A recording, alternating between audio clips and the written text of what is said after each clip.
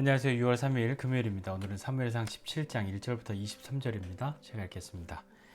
블레셋 사람들이 그들의 군대를 모으고 싸우고자 하여 유다에 속한 소고에 모여 소고와 아세가 사이에 에베스 담밈에 진침해 사울과 이스라엘 사람들이 모여서 엘라 골짜기에 진치고 블레셋 사람들을 대하여 전열을 벌였으니 블레셋 사람들은 이쪽 산에 섰고 이스라엘은 저쪽 산에 섰고 그 사이에는 골짜기가 있었더라.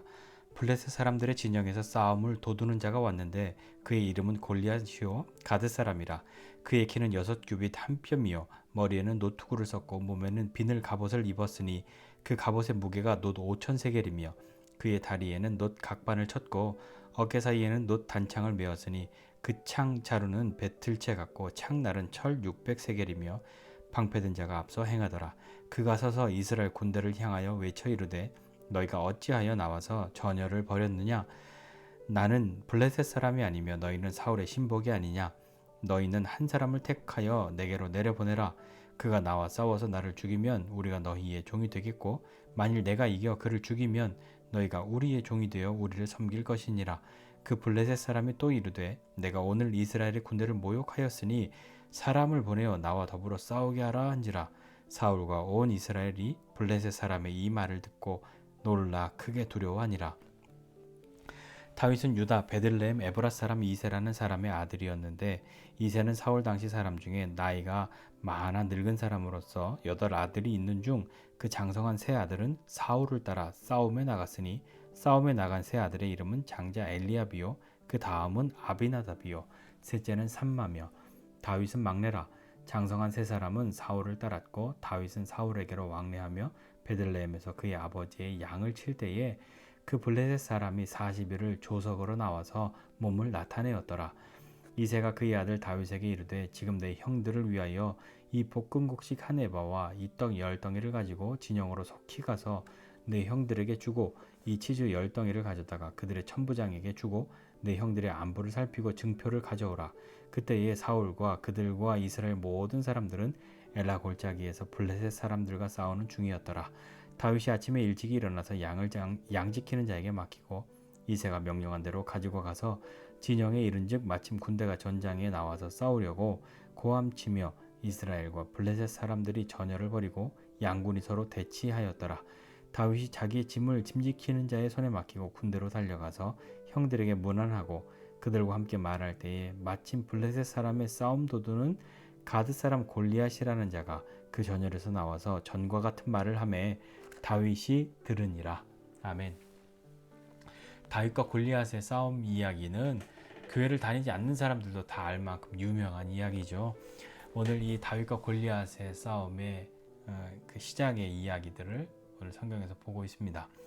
블레셋 사람들이 이스라엘과 싸우려고 올라왔습니다. 그 전에는 전에 한번 크게 지고 난 다음에 또 계속해서 이스라엘이 강성해지니까 사울이 강성해지니까 싸움을 못하고 있다가 지금은 사울이 이렇게 악령에 들리고 왔다 갔다 하니까 이때다 싶어서 그랬는지 블레셋이 이스라엘과 싸우려고 올라옵니다.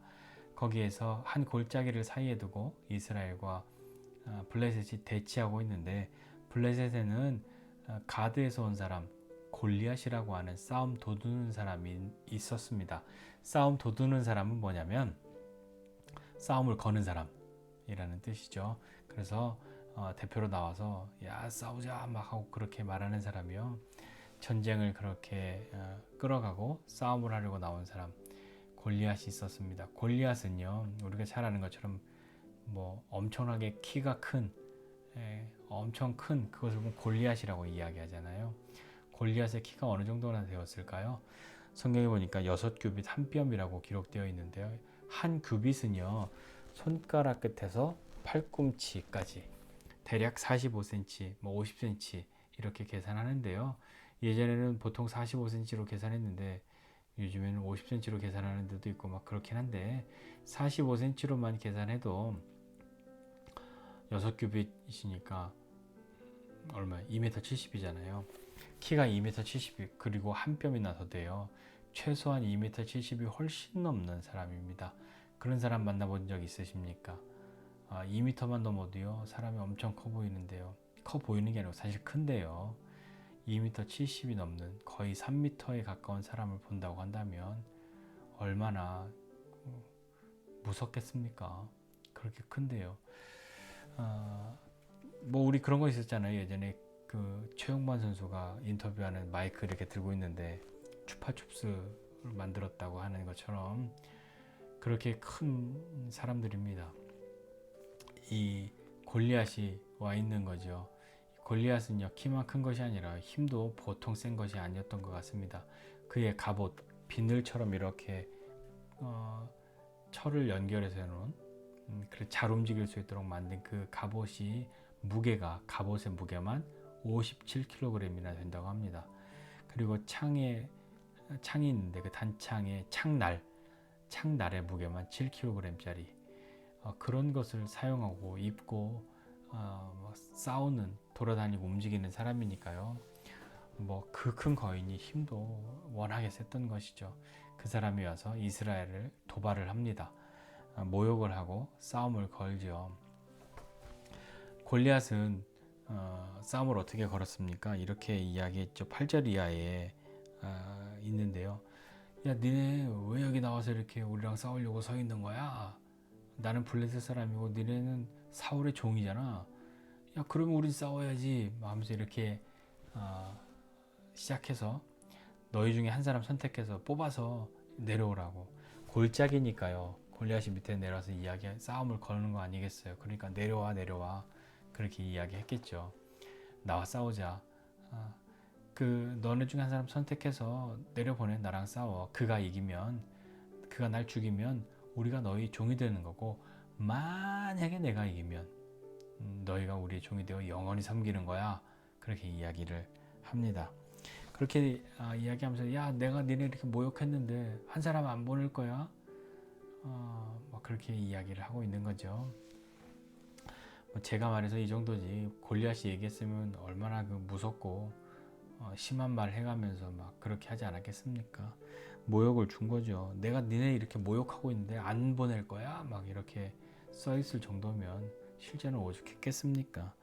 사울과 온 이스라엘이 골리앗의 이 이야기를 듣고 놀랐고 크게 두려워하였다라고 성경은 기록하고 있습니다. 왜 두려웠을까요? 뭐 어찌 안 두려울 수가 있었을까요? 3m 가까운 사람과 싸워야 하는데 누가 내려가서 싸우겠습니까? 근데 이걸 얼마 동안 했냐면 40일 아침 저녁으로 했다는 거예요. 40일 동안 골리앗이 아침 저녁으로 나와서 이렇게 모욕을 주고 싸우라고, 내려오라고, 야, 너네가 이겨, 만약에 내가 이기면 막 이렇게 얘기하면서 계속 하고 있는데, 처음엔 모욕이라고 느꼈으나 이것도 이 모욕을 어떻게 그 모욕을 맞설 수 있는 힘이 없고 용기가 없었을 때는 그저 참아야 되는 거잖아요. 이스라엘은 40일이 넘게 그걸 참았다? 아니, 그 모욕을 듣고도 반응을 못했던 거죠. 왜냐? 두려웠기 때문입니다. 너무 놀랐고 너무 두려웠기 때문인 거죠. 그래서 싸움을 못하고 있던 거예요. 그때 다윗이 간 거란 말이죠. 때마침 다윗이 이 이야기를 들었다 하는 것으로 오늘 본문이 끝이 나기 때문에 마치 드라마나 영화에 다음 이 시간에 하는 것처럼 이스라엘은 40일 동안 듣고 있었음에도 아무 반응을 못했는데 사울은 듣고도 반응을 못하고 있었는데 다윗이 마침내 들었다 하는 것으로 오늘 성경 본문은 끝이 납니다. 골리앗은 어떤 것입니까? 골리앗은 내가 감당할 수 없는 너무나도 큰 그런 것을 상징하잖아요. 네 골리앗이 와서 모욕을 합니다. 조롱을 하고요. 그리고 그 당시에 보편적인 싸움의 방법 중에 하나였다고 볼 수도 있지만 싸움의 방법도 자기가 제시하고 그 싸움의 방법대로 싸워서 어떻게 승부를 결정지을지에 대한 판결의 방법도 그 룰도 자기가 정합니다. 골리앗이 그렇게 이야기를 하니까 사람들이 두려웠던 거죠. 그러니까 이스라엘 골리앗을 바라보기만 하면 마음의 평화가 깨지는 거죠. 두렵습니다. 자기가 감당할 수 없는 존재니까요. 하나님 믿지만 골리앗을 보니까 하나님 안 보이는 거예요. 문제가 더 커 보이고 골리앗이 더 커 보이는 거죠. 그러니까 그들의 마음의 평화는 깨지고 어떻게든 해봐야 되는데 도저히 방법은 보이지 않고 그러니 절망하는 거죠. 더 두려워지는 거죠. 그것이 골리앗이 사울과 이스라엘에게 주고 있는 영향인 것 같습니다. 그렇다면 우리는 어떻게 해야 될까요? 과연 우리에게는 골리앗과 같은 존재가 어떤 것이 있습니까? 우리를 모욕하고 싸움의 방법을 정하고 승패를 나눌 수 있는 그런 모양들을 결정해서 이리로 내려오라고 손짓하고 있는 그런 골리앗과 같은 것이요. 그런 것이 우리 밖에도 있을 수 있고 안에도 있을 수 있습니다. 한번 잘 생각해 보시면 좋겠습니다. 나에게 모욕을 주고 싸움을 거는 것 어떤 것인가? 이렇게 해야 이기는 거지 라고 싸움의 방법이나 결과까지도 승부의 판결의 방법까지도 결정해 놓고 손짓하고 내려오라고 하는 것. 과연 우리가 그 싸움에 어떻게 대처할 수 있겠습니까?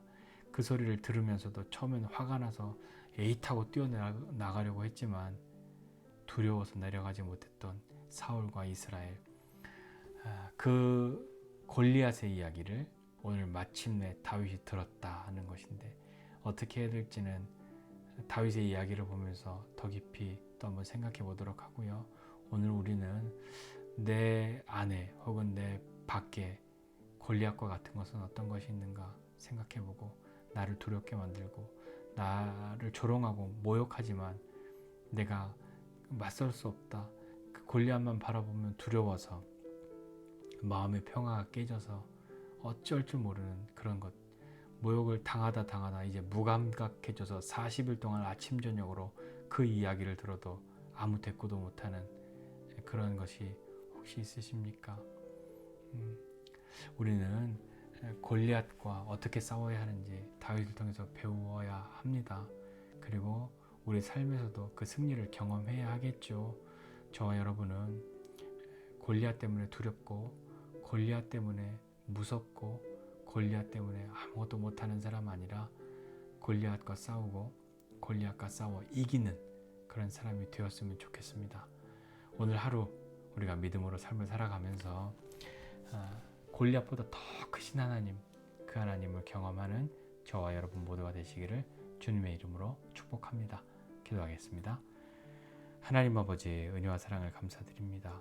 하나님, 골리앗만 바라보면 아무것도 못할 것 같고 그가 조롱하고 모욕해도 처음에는 화가 났으나 아무 반응하지 못하는 사울과 이스라엘 사람들, 그들의 모습이 때론 우리의 모습이 아닐까 생각해 보게 됩니다. 내 안에 또 나의 밖에 골리앗과 같은 것은 무엇인지 살피고 다윗은 그 이야기를 들었을 때 어떻게 반응했고 또 어떻게 나가야 할지 다윗의 이야기를 통해서 다시 한번 우리가 은혜를 경험하게 되기를 원합니다. 그러나 주님, 오늘 우리가 다윗과 싸워 이길 수 있는 사람으로 우리를 부르시고 우리를 세우시기 원하는 하나님의 마음을 알고 하나님보다 더 큰 것 없고 골리앗이 하나님보다 더 크지 않다는 것 우리가 알게 해주셔서 믿음으로 오늘 하루를 사는 우리 되게 하여 주시옵소서. 감사드리고 예수님의 이름으로 기도드립니다. 아멘.